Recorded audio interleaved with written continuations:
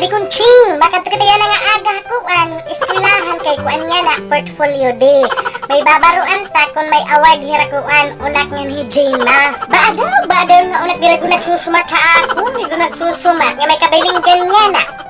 Ay anay, hulta ako madirusay, makarigula ako makarigo. A few moments later.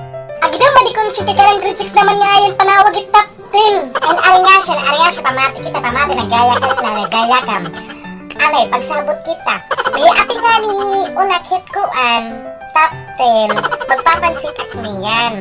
Pero kay sigurado ito nga may api hi unak hit top 10 kay kuan. Di ako nag-iinan sirat iya module. Ura, hindi rin ito kuan hi api. 6, Gumamila top 10 pupils. Top 1, Annalyn Kunghi. Top 2, Mary Flor Orbong.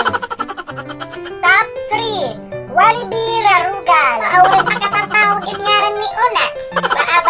Ngalimot na paglista, ngalimot. Direk mapabali. Nagtatag inansir, ura-uran diriya api hit top 10. Huwag ka na susun ka pa hit resulta hit top 10. Panguli kay makaara. Few moments later. Unak, nga daw anay nga di. Ni Mama Ulul kaya na ha ako ni Mama Ulul. Pagsabot kita, pagsabot. Ano nanay? Anot nga imo trabaho nga waray kahi apihan top 10. Nag-inano ka? Hinani, napapausap pa. Maaram hiya nga ang gininansiran nimo nga kuan module diri amon mga answer. Nga mapaog ka pagtiluat bide, pagtiluat kinabati ako direk bungol. Mabatit at mga kahiguran ni masaring pala ito nga bulok ako. Upaya, sigulugot imo pagtiniktok nga mapaog ka bagat may kato. Hinanay, hain pamakmasok mo kung diri hain mo. Nga mapaog kay bidang binatan-batan kay wari kulahi nga alanga.